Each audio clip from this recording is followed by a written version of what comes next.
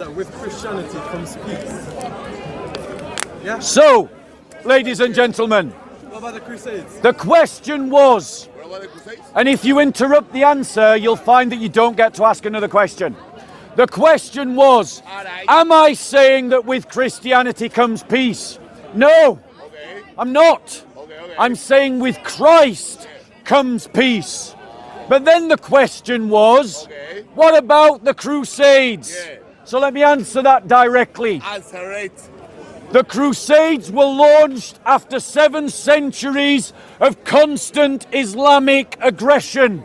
Before the very first crusade was launched in 1095, Muslims had invaded the following Christian lands. Hey, lads. They had invaded Christian Syria, Christian Jordan, Christian Palestine, Christian Egypt, Christian Algeria, Christian Libya, Christian Morocco, Christian Portugal, Christian Spain, Christian France, Christian Sicily, Christian Turkey, Christian Armenia, Christian Italy, all before the first crusade.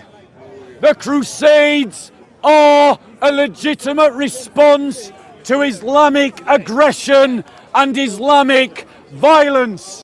I don't need to hear any lectures about the Crusades from people who support Islamic colonialism, Islamic imperialism, Islamic dominion and Arabization.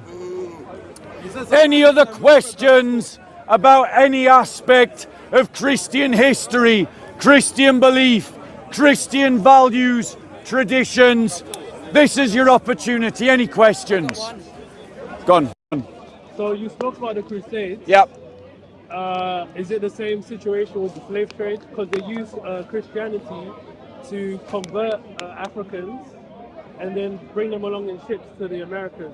Okay. What did Islam have to do with that? So he asked the question, What was the question? what does Islam have to do with the slave trade? Okay. No. Wait. Wait. Yeah, I'm going to address your full question. I'm going to address your full question. No, but be fair, but Let's be clear. Before the European slave trade of the 1600s, 1700s and 1800s that happened in West Africa, the Islamic slave trade had existed in the Muslim world for nearly 14 centuries prior. For nearly, ladies and gentlemen, for nearly 11 centuries, Muslims had taken slaves across Africa, across Europe, and had taken them into the Muslim world.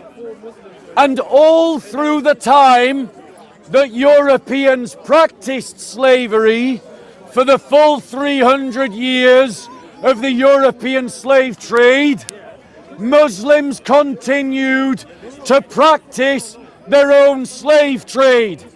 They continued to kidnap people from Europe.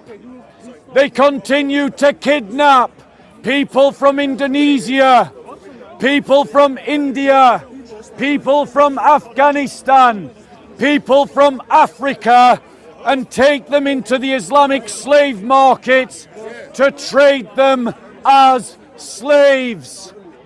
They did this because Muhammad was a slave trader who bought slaves and sold slaves. Christians, however, have ended the slave trade multiple times at different parts of history, at different geographies around the world for the last 2,000 years. The most recent example was when William Wilberforce and the anti-slave traders convinced the British Empire, using Christian arguments, to end the British slave trade.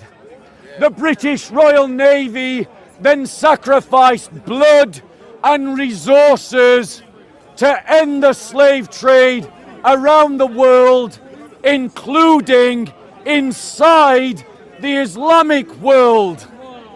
Ladies and gentlemen, 50 years. now notice, the Muslim that asked the question Where is he? didn't even bother to listen to the answer, because that's how they do it. They're not interested in what you've got to say. All that they want to do is try and make a polemical point, and then they're not interested in anything you have to say afterwards, because they don't like the truth.